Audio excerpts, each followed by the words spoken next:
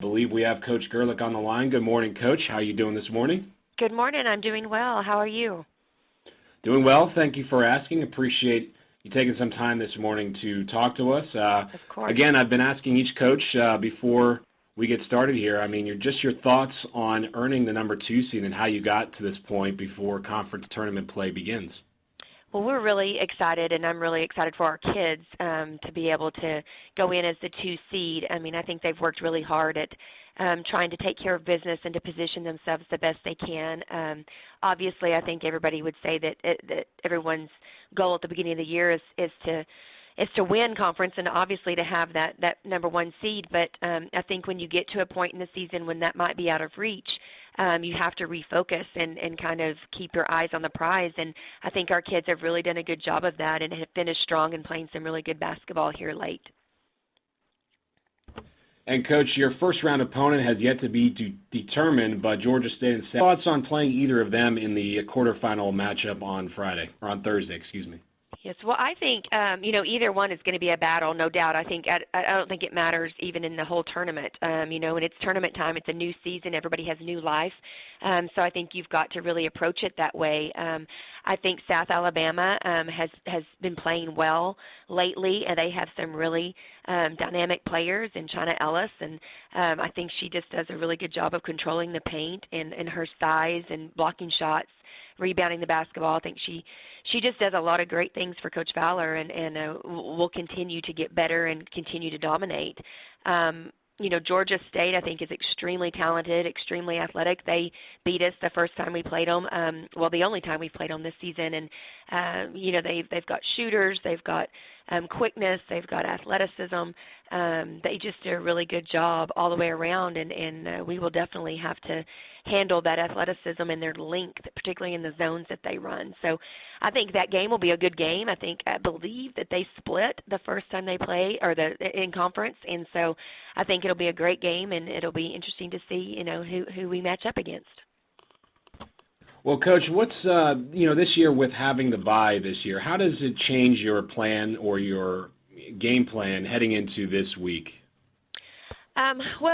I think that this time of year rest is really important. So I think that it certainly is what everyone was positioning themselves for, was to get that bye so they could have that extra day or two of rest. I think it's really important to have your legs fresh, your minds fresh, and to just, really be able to concentrate on the task at hand. And so I think that part of it is really important.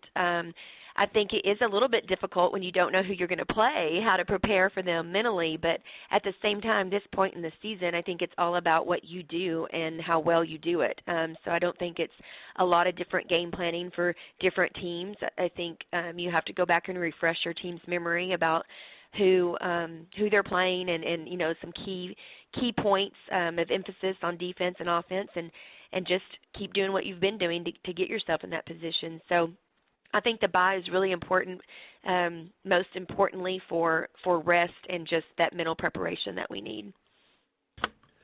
Well, Coach, today the all-conference and individual award winners were announced. You were very prominent on the team as the Sun Belt Defensive Player of the Year was Sierra Johnson. She also earned second-team All-Sun Belt honors. What has she brought really to your team this year? Well, I'm really proud of Sierra because we've kind of played her out of position this year a little bit, and we've played more 4 guards and asked her to play the 4 position for us, and she's never wavered on that. She's never questioned us. She's never, not wanted to do it. She has just been, what else can I do for this team? So I love the fact that not only has she defended on the perimeter, but she's also defended in the paint and has rebounded the ball really well for us. And then on the flip side of that, I think that she has really expanded her offensive game. She has been known as a defensive player, hasn't had to do much offensive scoring for us in the past, but is our second leading scorer this year and has just done some things in a variety of ways. I mean, she's scored on the block, she's scored from the three-point line, she's scored in transition and attacking the basket. And not only that, but there's been multiple games where she has led our team in assists. So I just think that speaks to her work that she has done in the off season to make herself a more well-rounded player. And I'm really, really proud that she was recognized as that. And, Coach, as well, Rebecca Van Dyke on your team, the center or the front court presence from your team, being named the first team All-Sun Belt team. What are your thoughts on really her getting that honor in her junior season? Well, I think that's a huge honor, and especially to be in that company with the other players that were selected as well. I think that speaks volumes for what she has done and what she does for our team. What I think I like the most about Rebecca's accomplishments is that she's in the top 3 of both rebounding and scoring in the conference, and I think field goal percentage as well, and has been able to continue to have pretty consistent double-doubles throughout the conference race, and has done that really facing some double teams, maybe some triple teams, and just some sagging defenses. So I think that really speaks volumes to what she's been able to do, maybe in a smaller window. She's had less touches and has been more efficient with those touches. And I think that certainly is a testament to her teammates as well, as still getting them being unselfish enough to get her the basketball and to help her score in some different ways. So I'm really excited for her accomplishment. And, Coach, one final question. You've been here before, but what can you say is the tournament experience here in New Orleans when you come down here for the Sun Belt Conference tournament?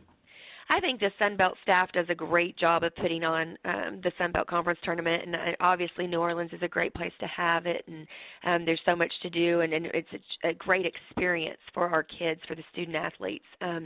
We are excited about the experience. We're excited about the week. I think there's going to be some great games, high quality basketball, and it just gives you that March Madness feel, and it's a very exciting time of the year. And I think New Orleans is a great place to do this, and I think that the Sun Belt certainly makes it worth our student athletes' while, and I really appreciate that from them and the hard work that it goes into putting on a tournament like this. So we really appreciate all the hard work that's being done, not just this week, but we all know that it takes lots and lots and lots of time and effort to put something like this on, so it's going to be a great week.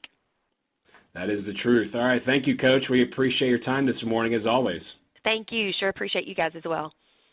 All right, thank you. And again, as a reminder for members of the meeting in the call, that was UTA head coach Krista Gerlich.